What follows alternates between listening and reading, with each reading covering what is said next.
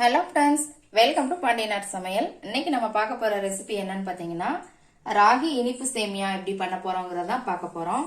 இது ரொம்ப உடம்புக்கு ஹெல்த்தியான ஒரு ரெசிபினே சொல்லலாம். ஈவினிங் ஸ்நாக்ஸாகவும் செய்யலாம், டிஃபனாகவும் செஞ்சு கொடுக்கலாம். குழந்தைங்களுக்கு, பெரியவங்களுக்கு முதல் கொண்டு எல்லாருக்குமே இது உடம்புக்கு ரொம்ப நல்லது. அதே மாதிரி ராகி மாவு புட்டு, அரிசி மாவு புட்டெல்லாம் உங்களுக்கு நான் வீடியோ போட்டிருக்கிறேன். அந்த லிங்கையும் டிஸ்கிரிப்ஷன்ல உங்களுக்கு கீழே கொடுக்குறேன். இன்னைக்கு இந்த ராகி இனிப்பு சேமியாவை எப்படி சிம்பிளா சூப்பரா பண்ணலாங்கிறத பார்க்கலாம் வாங்க.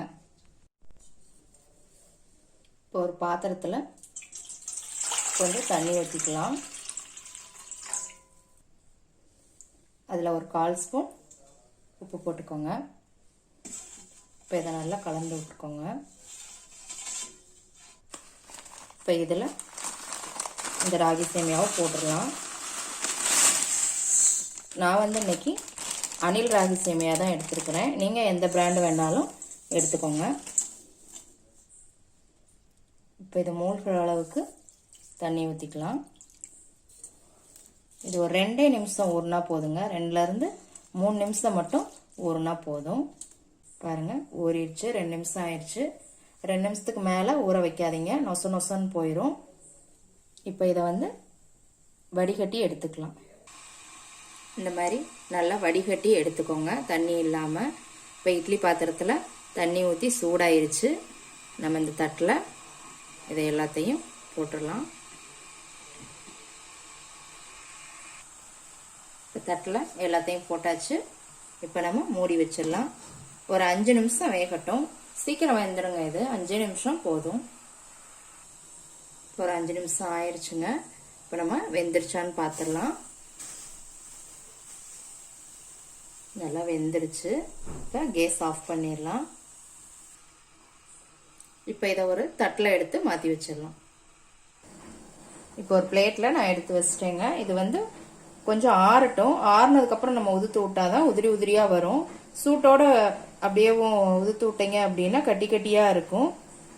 ஒரு 2 நிமிஷம் ஆறட்டும். இப்போ ஆறிடுச்சு. நான் நல்லா உதுத்து விட்டேன்.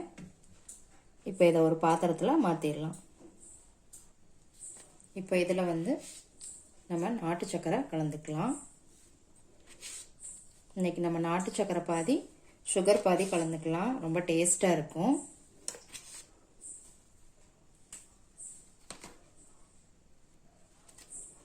இதோட கொஞ்சம் சுகர், உங்களுக்கு இனிப்புக்கு தகுந்த மாதிரி நீங்கள் சேர்த்துக்கோங்க.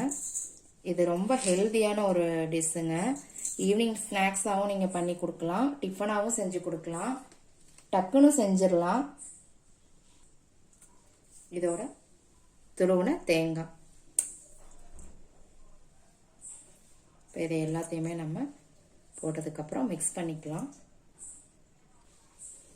இந்த மாதிரி நல்லா மிக்ஸ் பண்ணி விட்டுக்கோங்க.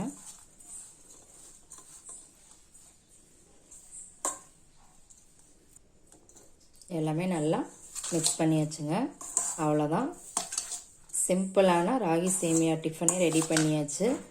கண்டிப்பாக எல்லாருக்கும் ரொம்ப பிடிக்கும். எப்படி இருக்குன்னு செஞ்சு பார்த்துட்டு கமெண்ட்டில் போடுங்க. லைக் பண்ணுங்கள், ஷேர் பண்ணுங்கள், சப்ஸ்கிரைப் பண்ணுங்கள். அப்படியே பெல் ஐக்கான் பட்டனே அமுக்குங்க. உங்கள் ஃப்ரெண்ட்ஸ் அண்ட் ரிலேஷனுக்கும் ஷேர் பண்ணி விடுங்க.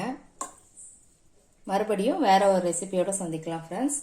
அன்போடு சமைத்து ஆனந்தமாய் உண்டு இன்பமாய் வாழுங்கள். வாழ்க வளமுடன்.